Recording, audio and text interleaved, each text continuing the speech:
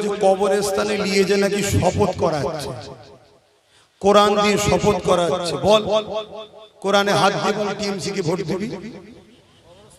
কবরস্থানে নিয়ে যে বলছে বল টিএমসি কে ভোট দিবি। হারা তোদের কপাল এত খারাপ হয়ে গেছে, লোককে কবরে নিয়ে যেতে হচ্ছে। তোদের অবস্থা এত খারাপ, তোদের মাননীয় বললো কোরআন শেষ হয়ে যাবে, লাস্টে সেই কোরআন কি শপথ করাতে হচ্ছে। এর মশলা আমি আপনাদেরকে 2.5 থেকে 3,000 ঘর ভেঙেছে, পুকুর কেটে দিয়েছে, মানুষের ইফতারে লাথি মেরেছে, মানুষের ছোট ছোট বাচ্চাগুলো কি অপরাধ করেছে। আমি যদি দোষ করি আমার শাস্তি হওয়া দরকার। ঘরটা যখন ভেঙে দিলে আমার 1 মাস 2 মাস ছোট ছোট বাচ্চাগুলো যারা আছে, মুরব্বি বাপ মাগুলো আছে, তারা কি দোষ করেছে। এই জাহান্নামের কুকুরটা এত জুলুম করেছে, ওকে কখনোই সুযোগ দেওয়া যাবে না।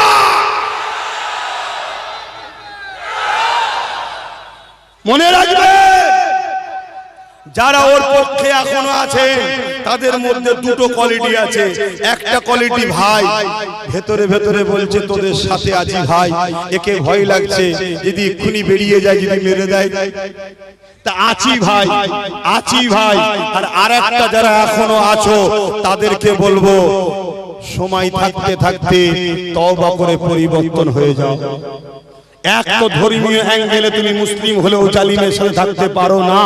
দ্বিতীয় হচ্ছে যার সাথ দিচ্ছ সে ভাঙরকে চুষে খাবে, তুমি ছিবড়ে পাবে। যদি বুঝার হয় বোঝো, আর না হয় তুমি মরবে।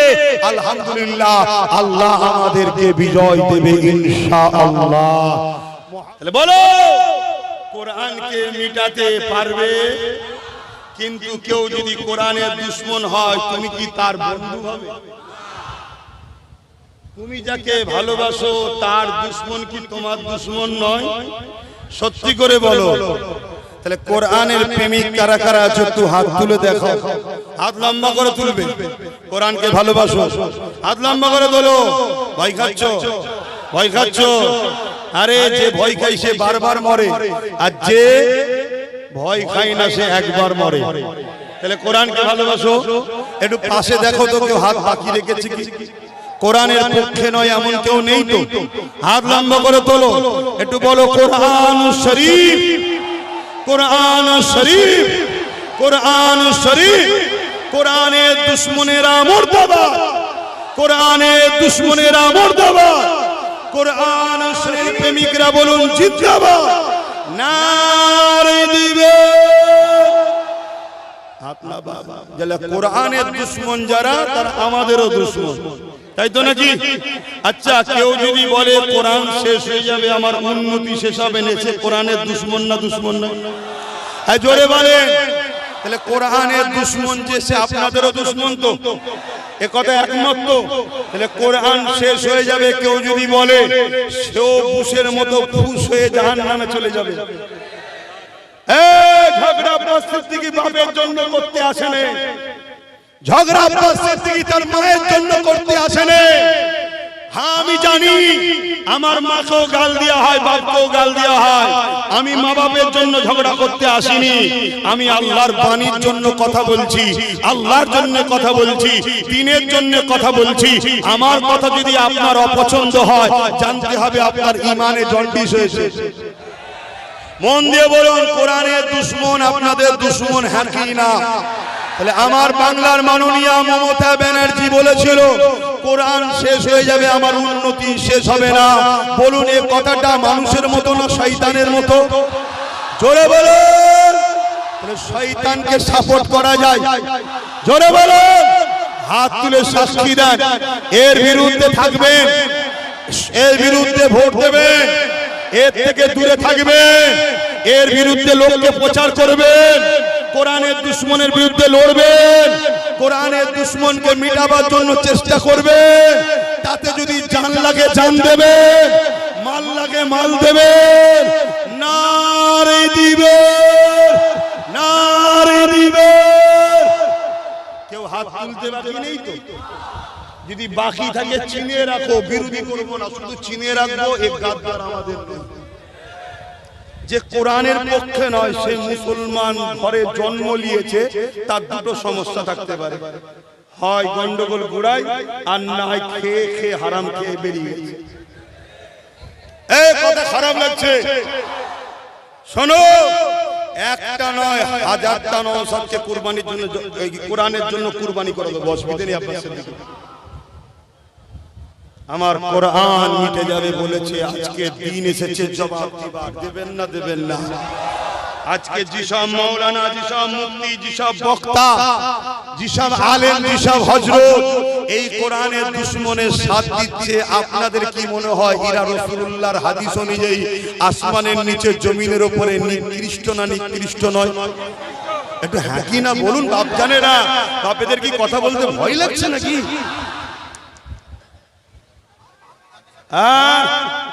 এই কথাটা ভালো উত্তর দিয়েছে, এরা ভাঙরের ছেলে, ভয় পায় না, ভয় দেখায়, এরা ভয় দেখায়, ভয় পায় না, ঠিক না?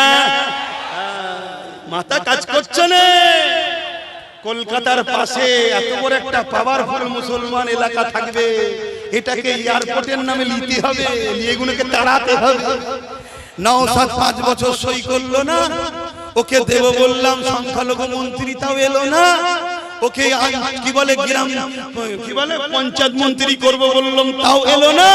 150 কোটি দেব বললাম, তাও এলো না। এই গুম্বাদা গুন্ডা, এদিকে আই তো, তুই আমার ডান হাত হোস, প্রচার করব যা তো। কিন্তু ডান হাত প্রচার করে বাংলায় কত তোমার ভোট নষ্ট হচ্ছে, তুমি হুঁশ নেই কেন? ও যত দাদা হুজুরের আওলাদদের গাল দিচ্ছে, পুরো রাজ্য জুড়ে দাদা হুজুরের ভক্তরা তোমার দিক থেকে পালাচ্ছে। তুমি এক ভাঙরের দিকে তাকিয়ে আছো আর হাজারটা ফসকে যাচ্ছে। কথা বুঝে আসছে না?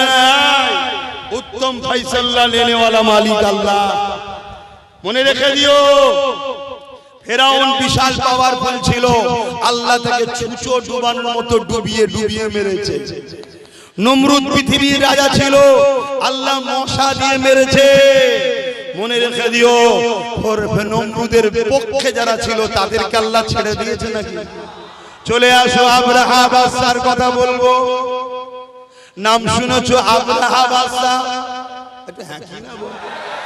কে সে যে কাবা ঘরকে ভাঙতে গিয়েছিল, শুনছেন? আর আজকে মোদি বলছে সব ভেঙে ফেলবো।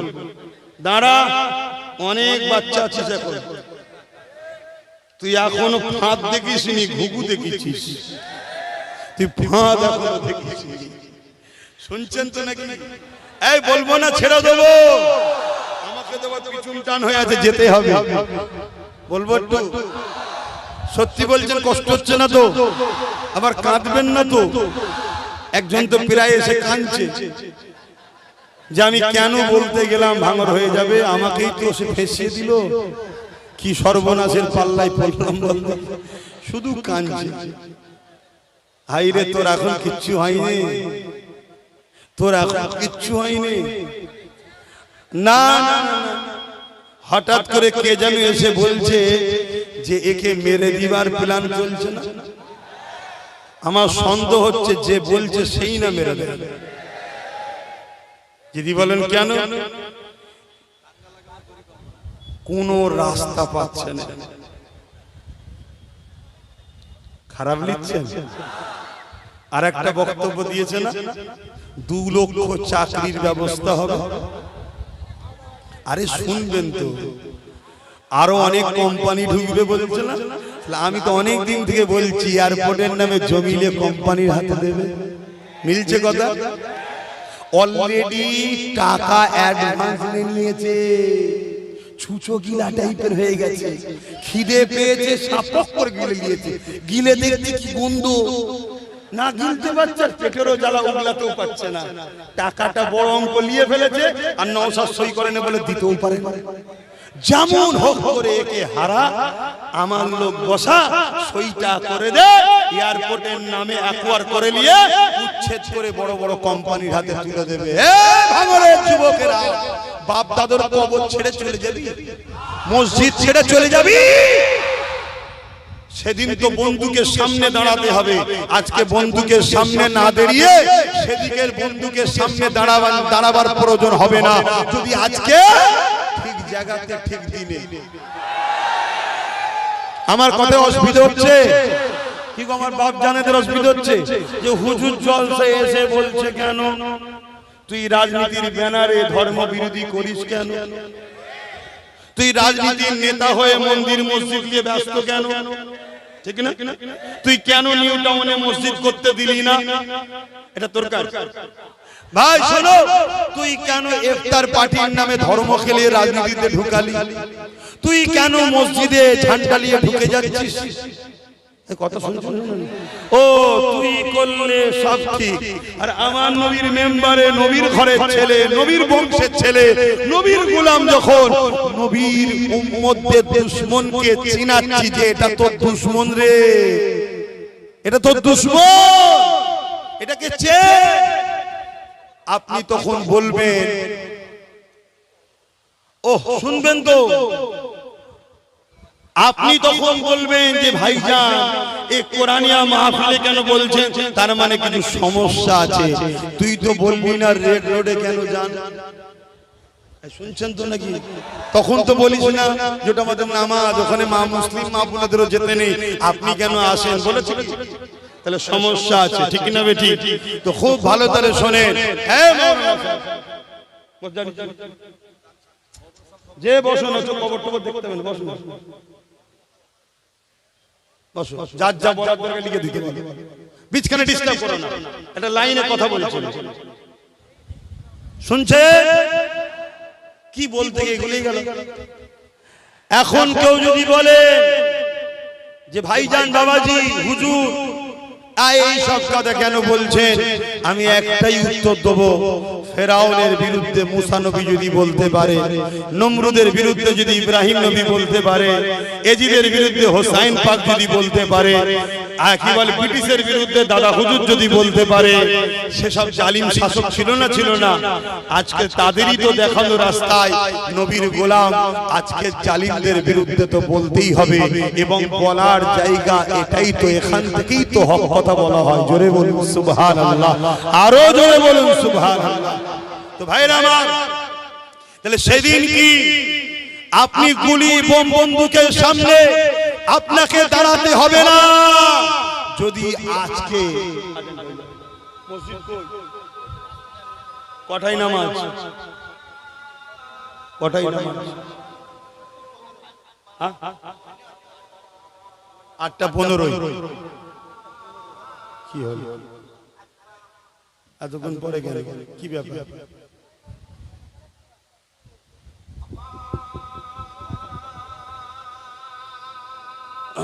এই যে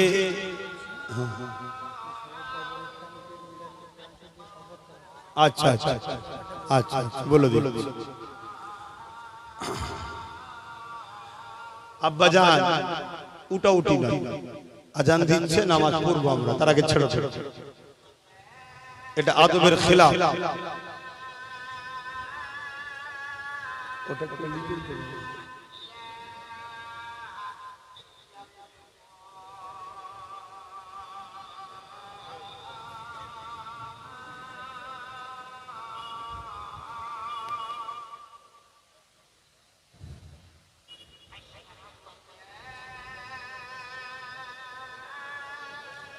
আস্তে আস্তে আজান দিচ্ছে।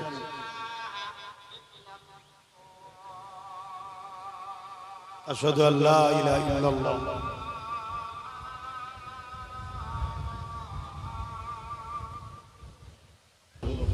শুধু দুটো কথা বলবো, একটা হচ্ছে হসপিটালটা গেল কোথায়, আব্বাস সিদ্দিকী বলেছিল করে দেবে, তাই তো নাকি? একটু হসপিটালটা খুঁজে দেখি নাকি, এইটা একটা। আর একটা হচ্ছে বলছে কবরস্থানে নিয়ে যে নাকি শপথ করা হচ্ছে, কোরআন দিয়ে শপথ করা হচ্ছে। বল কোরআনে হাত দিয়ে বল টিএমসি কে ভোট দিবি, কবরস্থানে নিয়ে যে বলছে বল টিএমসি কে ভোট দিবি। হারা তোদের কপাল এত খারাপ হয়ে গেছে, লোককে কবরে নিয়ে যেতে হচ্ছে, তোদের অবস্থা এত খারাপ। তোদের মাননীয় বললো কোরআন শেষ হয়ে যাবে, লাস্টে সেই কোরআন কি শপথ করাতে হচ্ছে। এর মশলা আমি আপনাদেরকে বলে যাই, হারাম কাজে, জুলুমের কাজে যারা কোরআনকে ব্যবহার করে এবং ধর্মীয় কোনো কাজকে ব্যবহার করে, ওই শপথটা আল্লাহর কাছে গ্যারান্টেড হয় না। বুঝতে পারছেন? দ্বিতীয় নম্বর কথা, কেউ যদি কোরআনে বা কোন শপথ করে, কবরস্থানে তো শপথ হয় না, শপথ হয় আল্লাহর কসমে। কথা বুঝে আসছে? কেউ যদি কোরআনে হাত দিয়ে বা আল্লাহর কসমে শপথ করে যে এই কাজটা করবি বল, আর সে যদি দেখে এটা না করলে আমার জান চলে যাবে, তাহলে তাকে শপথ করতে হবে, জান বাঁচানো ফরজ। শুনছেন? আর যদি দেখে যে জান যাবে না, তারপরেও যদি কোরআনে হাত দিয়ে বা কসম খেয়ে মিথ্যার জন্য, অন্যায়ের জন্য শপথ করে, যে শপথ করবে সেও গুনাহগার, যে শপথ করাবে সে ইসলাম থেকে বেরিয়ে যাবে। মসলা। 3 নম্বর মসলা, কেউ যদি বলে না শপথ করলে জান চলে যাবে, এই ক্ষেত্রে কি করব? তাই ক্ষেত্রে সে, আল্লাহ তো দেখছে, নাচারে শপথ করলো, কিন্তু দেখা যাচ্ছে যে শপথ করলো তার বিরুদ্ধেই তাকে দাঁড়ানো জরুরি হয়ে গেল। কেন? ও থাকলে পরে আবার জুলুম করবে। কথা বুঝছেন তো নাকি? কিন্তু আপনি যে শপথ করেছেন, আপনি কি করবেন? আপনি 3টে রোজা রেখে দেবেন, হক আদায় হয়ে যাবে, কাফারা। 3টে রোজা। আর রোজা এত ভালো জিনিস, সপ্তাহে একটা করে রাখবে যারা, তাদের লিভার ক্যান্সারের মতো রোগ থেকে বেঁচে যাবে। জোরে বলুন সুবহানাল্লাহ। 3 জুম্মায় 3টে রোজা রেখে দেবেন, কাফারা মিটে যাবে। কিন্তু যারা কোরআনকে নিজেদের অন্যায়ের স্বার্থে ব্যবহার করে, সেই বেঈমানদের কোনোভাবে সাপোর্ট করা যাবে না। দ্বিতীয় নম্বর কথা, হসপিটালটা কোথায় গেল? আব্বাস সিদ্দিকী যে বলেছিল বসিরহাট মাঠে এসে, তো হসপিটালটা কোথায় গেল খুঁজে বার করা দরকার আছে। তো দাঁড়িয়ে একটা কথা জিজ্ঞেস করব, দুটো লোক। 1 নম্বর লোক হচ্ছে ওয়াকাফকে মিটাতে চায়, ওয়াকাফের হয়ে আন্দোলন করলে কেস দেয়। শুনছেন? দ্বিতীয় নম্বর লোক ওয়াকাফকে বাঁচাবার জন্য জেল খেটেছে, ওয়াকাফকে বাঁচাবার জন্য আন্দোলন করেছে, ওয়াকাফের জন্য সুপ্রিম কোর্টে গিয়ে কেস করেছে, ওয়াকাফকে বাঁচাতে গিয়ে জেল খেটেছে।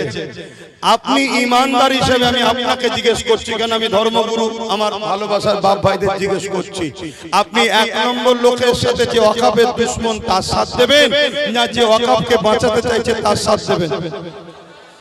1 নম্বর না 2 নম্বর, কোনটা? আগুল দেখান, আগুল দেখান, আগুল দেখান।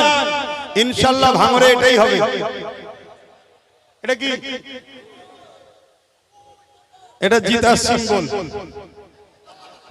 দুটোই হবে, এটাই হবে। হাত নামান। তাহলে তার নাম কি যে ওয়াকাফের জন্য জেল খেলেছে, যে ওয়াকাফের জন্য সুপ্রিম কোর্টে কেস করেছে? তার নাম হলো নওশাদ সিদ্দিকী। তা আমি হুজুর, আমি তো কেস করতে পারিনি, আমি লড়তে পারিনি, আমি জেল খাটতে পারলাম না। কমসে কম সে যখন ওয়াকাফের জন্য জেল খেটেছে, সুপ্রিম কোর্টে গেছে, লড়ছে, আমার দায়িত্ব তার পক্ষে থাকা না না থাকা। জোরে বলো। আমি আমার ভাই নওশাদের সাথে আছি। আপনাদের আপত্তি আছে? যার যার আপত্তি নাই হাত তুলে দেখান। আপত্তি যার নাই হাত তুলুন। বুঝতে পারছেন না? আমার ভাইয়ের সাথে আমি থাকলে আপনার আপত্তি আছে? যার আপত্তি নাই সে হাত তুলবে। বুঝতে পারেন এখন? আচ্ছা, আমার সাথে কে কে আছেন হাত তুলুন। হাত জলদি। ঠিক বলছেন তো? ঠিক বলছেন? ঠিক বলছেন? ঠিক বলছেন? হ্যাঁ, ওই দেখেন এখন হাত তুলেছে। এই যে একটা তৈরি হচ্ছে, আগামী 2-10 বছরের মধ্যে কয়েক লক্ষ হবে। শুনছেন তো? এতে সবার মাথায় বাজ পড়ে গেছে। তা আমার সাথে আছে? ঠিক বলছেন? তাহলে আমি যদি আমার ভাইয়ের সাথে থাকি, আপনারা আমার ভাইয়ের সাথে আছেন না নাই? হাত লম্বা করে বলুন। আল্লাহকে সাক্ষী রেখে ওয়াদা করছেন, ওয়াদা করছেন, বলুন আয় আল্লাহ, আমি সাক্ষী দিচ্ছি ভাইজান আব্বাস সিদ্দিকীর সাথে আছি, তার কথা মতো নওশাদ সিদ্দিকীর সাথে থাকবো। কথা ক্লিয়ার? হাত নামান। অঙ্গীকার আমি করিয়েছি। কথা বুঝে আসছে ভাই? কাউকে জোর করালাম, কাউকে কবরস্থানে টেনে গেলাম, কেউ যদি না করতো, ভেতরে হাত না রাখতো, আমি কি জুলুম করতাম? না, জোর করে প্রেম হয় না। আজকে কেউ 10 লাখ দিলে তার সাথে যদি তুমি, আজকে ধরুন আমি আপনাকে 10 লাখ দিলাম, আপনি আমার সাথে চলে এলেন, কালকে কেউ 20 লাখ দিলে তার দিকে পালাবেন। এজন্য পয়সা দিয়ে কখনো ভালোবাসা কিনা যায় না। এটা এখানকার সম্পর্ক, এটাকে কখনো কেউ কিনতে পারবে না। তাই আমি বলতে চাইছি, হসপিটালের কথা যারা জিজ্ঞাসা করছে তাদের জবাবটা একটু দিয়ে দোয়া করে দেবো। সকলে বসে যান। দরুদ শরীফ আল্লাহুম্মা সাল্লি আলা। তাড়াতাড়ি বসেন, সময় হুই করে চলে এসে নামাজ পড়তে হবে। ভাই, আমার হসপিটালের কথা যে বন্ধুগুলো জিজ্ঞেস করছে, জিজ্ঞেস করার অধিকার আছে না নাই? আছে।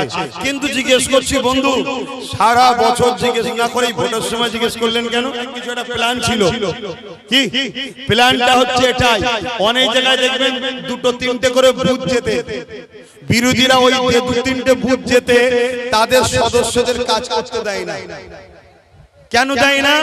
কেন কাজ করতে দিলেই পরের বারে সবটা পেয়ে যাবে, আর যখন কাজ করতে পারবে না ভোটের সময় এলে বলবো ওই দুটোকে জিতিয়ে তোদের কি লাভ হলো, কাজ করেছে নাকি? তা এরাও সারা বছর বলে না, এখন এটাকে ইস্যু তৈরি করছে যে হসপিটালটা কোথায় গেল।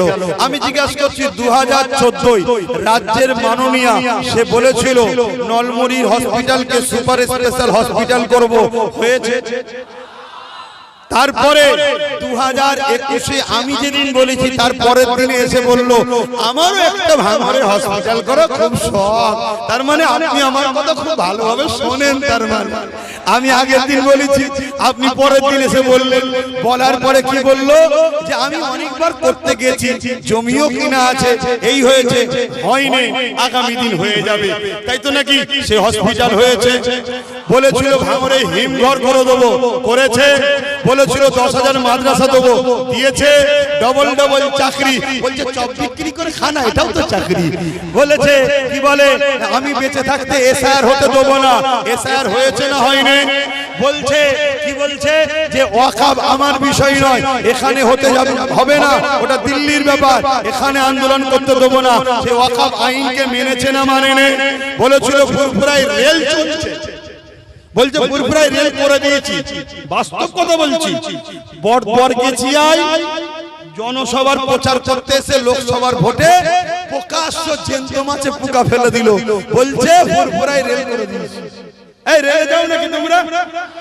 তারপরে কি বলেছিল আলিয়া মাদ্রাসা ইউনিভার্সিটি, মাদ্রাসা নামকে যোগ করব, 10% সংরক্ষণ দেবো, আর কি কি বলেছে বলেন না, সবই তো আপনারা জানেন।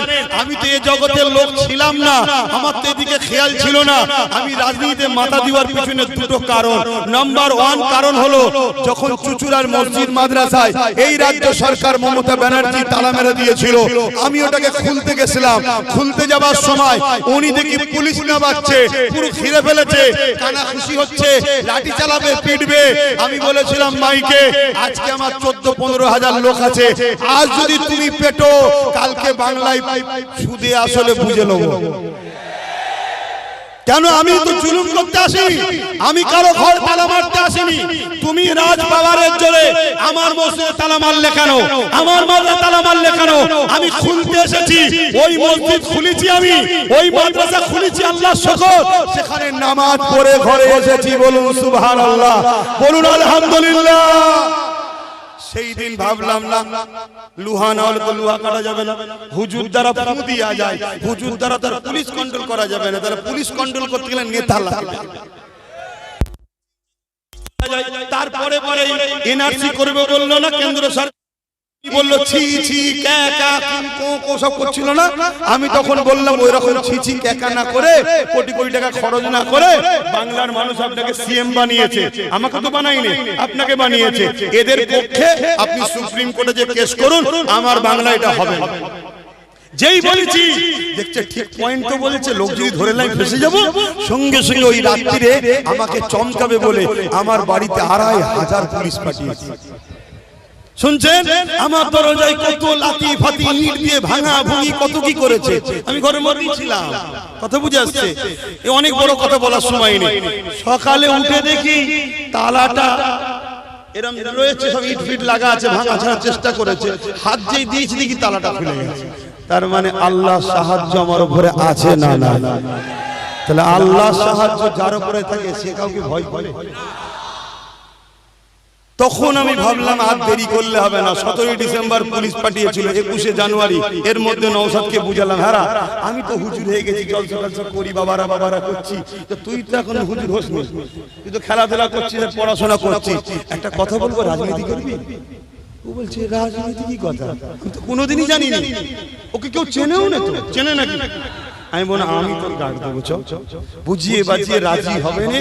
আমি অনেক করে বুঝিয়েছি, দেখ মানুষকে বাঁচানো, দেশের জন্য লড়াই করা বিরাট পুণ্যের কাজ, আল্লাহ আরশ আজিমে ছায়া দেবে বলেছে নাইপরান নেতাদের ঘরে, বলুন সুবহানাল্লাহ।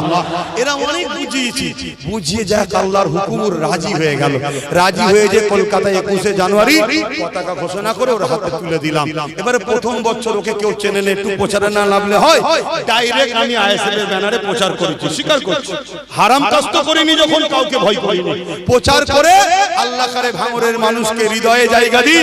আল্লাহ যদি কোনোদিন জোটে হোক আর একা হোক, আল্লাহ যদি কোনোদিন ক্ষমতায় আনে নওশাদকে, টোটাল পশ্চিম বাংলার নাম্বার 1 সাজানো হবে ভাঙরকে ইনশাআল্লাহ। কথা বুঝে আসছে? কেন এরা আমার সবাই চেষ্টা করেছে, কিন্তু খামারে গিয়ে চোরটাকে ধরতে পারে না। এরা ক্ষেত খুলিয়েছে, খামারে গিয়েও বার করে এনেছে। তবে খামারে বার করার জন্য ওসিলা হিসাবে নবী বংশের বাচ্চারও অবদান আছে। তবে অনেকে এবারে প্রচার করছে তোরা খেতে করে এলে খামারে করে নেবো নাকি, তাই তো নাকি? অত সহজ নয়। নওশাদ 5 বছর আগে যা ছিল এখন সে নওশাদ আর না। ওকে আমি ধরা পেচ্ছি নি, দেখাই হচ্ছে না।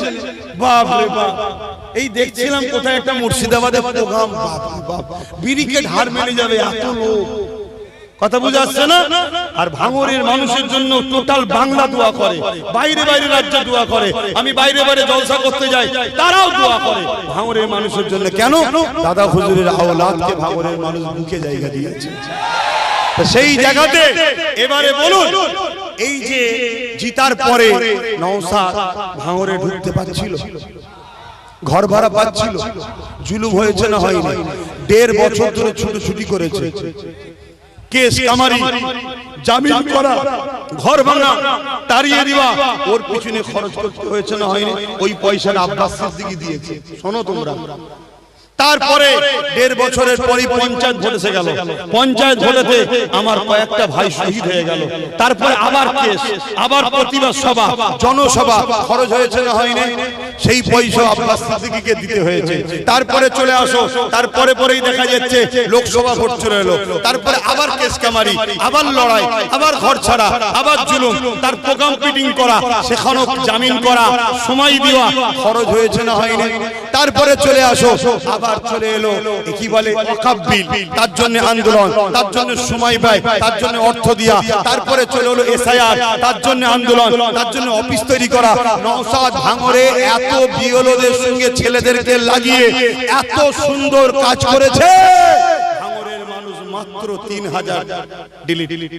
আর এই 3000-এর মধ্যে বলে যাচ্ছি, শুধু ভাঙন না, সব জায়গায় যাদের 2000 দিয়ে লিঙ্ক আছে তারা নিশ্চিন্তায় থাকো, নামের বানান আগে পিছু ভুল থাকার যাই থাক, ওর ঘাড়কে তুলতে হবে।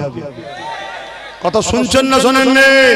পাগলামি সব জায়গায় করলে হয় না। দেশের সংবিধান যখন সাথে আছে, সব বেটাকে সংবিধানের সামনে ঘাড়কে নত করতে হবে। কথা বুঝে আসছে না? না, কিন্তু আজকে সিএম বলছে আমাকে জিতাও, আমি তুলে দেবো। হ্যাঁ গা, তোমার বেলাতেই তো সব নাম কাটা গেল, তুমি তো রুখতে পারলে না, তো তুলবে কি করে? মানে বোকা বানাচ্ছে আবার। তো যাই হোক, এত কিছু সময়ের মধ্যে এক সময় গেছে, খরচ গেছে, পেরেশান হয়েছি, হসপিটাল করার সময় পেয়েছি। দ্বিতীয় নম্বর কথা, এই রাইনুরকে চেনো? ও আমার সংগঠন করতে হলে সুন্নতুল জামাত, এখন ও ভাইয়ের সাথে চলে গেছে।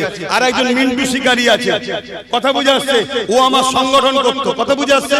তা সেই জায়গায় দাঁড়িয়ে থেকে ওদের দুজনকে ফোন করতাম, ভাই জমি দেখ ভাই জমি দেখ। ও দুদিন পরে বললো ভাই জমির কথা চলছে, আবার দুদিন পরে বলছে ভাই ওকে হুমকি দিয়েছে, ও জমি দেবে না বলছে। এখানে হুমকি চুমকি দখল হয় না? জোরে বলুন।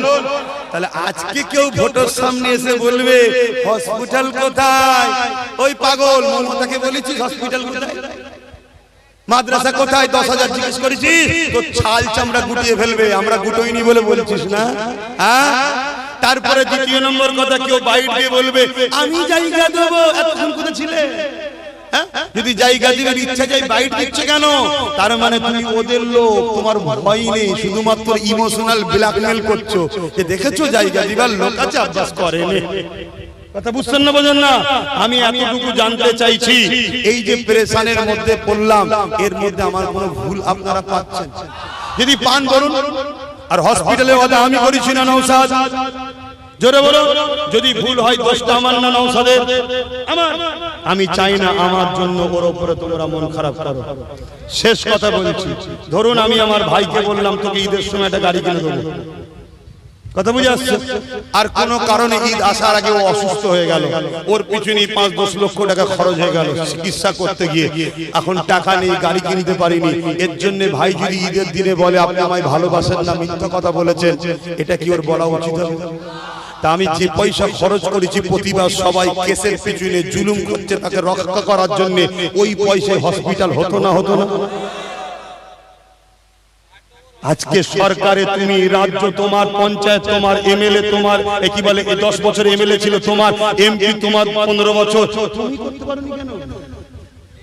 আর আমার একটা এমএলএ তাকে ঢুকতে দিসনি, পঞ্চায়েতে তার ছেলেগুলোকে খুন করলি, সব কিছু করার পরে আজকে জিজ্ঞেস করছি হসপিটাল কোথায়?